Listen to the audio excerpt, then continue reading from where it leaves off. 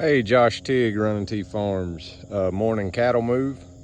Thought I would do a video here. I get a lot of questions about how we run our finishing animals versus our cow herd. And I just happened to think this morning this is a really good time to do a video on this. So I don't know if you can see way up there on the top of that hill, those little black dots. That's the yearlings and finishing animals. That's the cow herd right there. So what we've been doing is we wean our calves, our fall calves. This will change just a bit now that we're transitioning to spring calving cow herd. But generally we wean our fall calving cows around sometime in April usually, and we separate them and our finishing animals from our cow herd. We run one herd through the winter just because it's easier. So as we've had these over here, this is primarily annual grasses over here. We didn't seed anything for the last year. We had a pretty good stand of annual ryegrass that was just volunteered, and then we got we have a lot of crabgrass in here. So what we do is we allow those to graze much more selectively than we do with our cow herd, and then we will mow behind them with the bush hog just to improve the quality of the grass for the next grazing with those guys, and also not to favor any plant species. So I mow this just as low as I can mow it with the bush hog, you know, somewhere around 4 inches after the finishers have grazed it selectively. And that's what's been done to this paddock twice now. So we got some pretty good growth in here, but it is getting to the time of the year. This is primarily warm season grasses that's in here. Dallas grass, which it's not an annual, it's just starting to show itself more. And primarily crabgrass. But we've also got a lot of buckhorn plantain in here, which is extremely high in protein, usually up somewhere around 18–20% when it's in a vegetative state like that. So that works out great for us, because as this crabgrass, you can see a lot of green leaf under there, but it's also starting to mature out. The quality's dropping on it rather quickly, but we can kind of boost that overall ration with that plantain that we have in there. So we're glad to see that show up.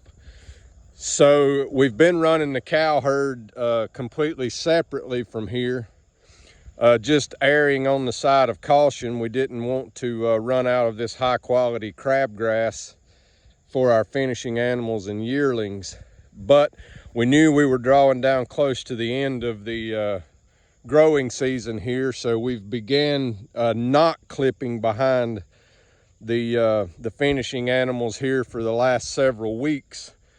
And what we're doing is what Jim Elizondo calls a modified leader follower. So this here where I'm walking was grazed selectively by the finishers about 3 weeks ago. I believe it was 3 to 4 weeks ago. And we did not mow, we just let it go. So you can see the spots. I don't know if it shows up, like right here where the finishers had selectively grazed this down, so we got vegetative growth there. And then, as always, the problem with selective grazing, right here beside it is some grass that they didn't graze, so it's much more mature.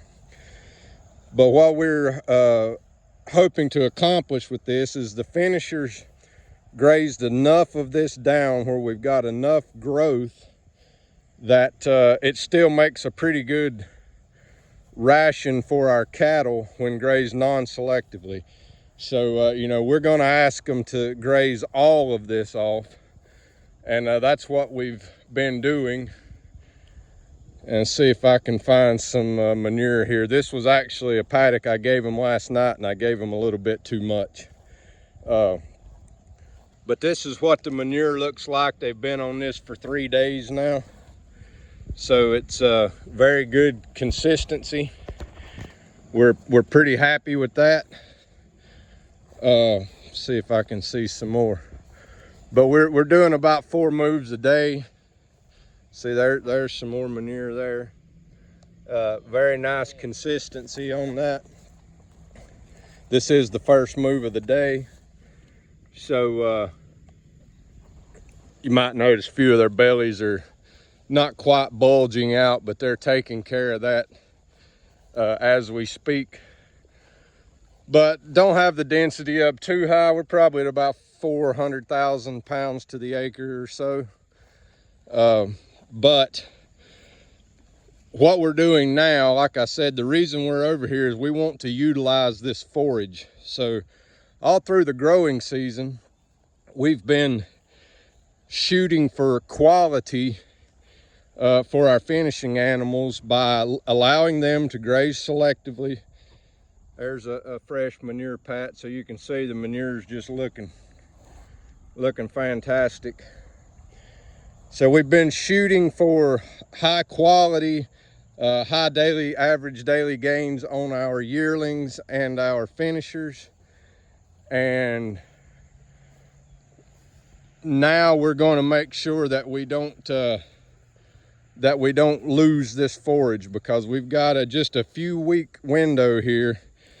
We could get our first killing frost, you know, in the next couple weeks. According to the long-term forecast, it doesn't look like that's going to happen, but historically that's what could happen. But you can see these and that cow right there, she will graze underneath the fence immediately as soon as she's turned into any paddock. But because we have all this plantain in here, the importance of diversity, we've got good vegetative growth where the finishers grazed this down. Obviously, you can tell by the difference in the height here of this versus what's beside it. When you allow them to graze selectively, they graze what they like and they leave the rest. And that's a problem if you do that every time you graze. If you don't come behind them and either mow, which costs you money. You know, it costs you money to come in here and graze non-selectively with your mower. Or in this case, we bring the cows in here and graze non-selectively. And the reason that he calls it a modified leader follower is we have given this time for what those finishers grazed to get back up, which this is annual grasses that's nearing the end of their production cycle anyway. But we've allowed this grass to recover. We've got a recovery period in between the first pass with the finishers and the second pass with the cow herd. So Jim calls that a modified leader follower. And what that's done in this scenario is that it's allowed it to boost the quality up a little bit on this to where it's good enough for the cows. We've still got a pretty good amount of forage here. I haven't figured up how many cow days to the acre we're getting off of this, but I'll do that. But it's working out really well. So we have about 80 acres that's like this. I'm going to probably this weekend, I'm going to pull my finishing cattle that we'll start taking to the processor next week. Over the next about month, we will process all of our fat cattle for this year. And then I'm going to put the yearlings back in here with these cow herds, and we will run one herd of cows until we wean our calves next spring. So always nice when we get down to one herd. Of course, we will have a very small separate herd of bulls. We generally graze them just on a very selective graze out of just ease of care. There's not enough of them to justify trying to run them at any type of stock density, so we just run those in a separate herd because we don't want calves coming all year round. We have a very defined calving season.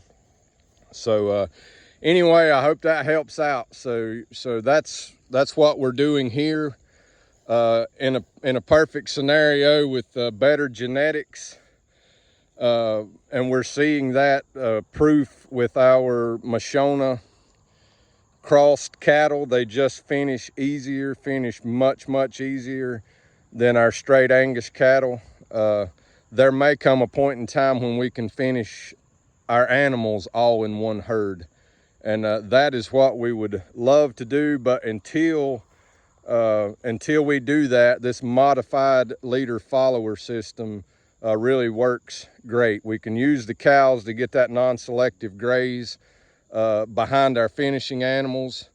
If this was during the growing season, we would get this good non-selective graze. We would have very vegetative, high leaf to stem ratio regrowth in it.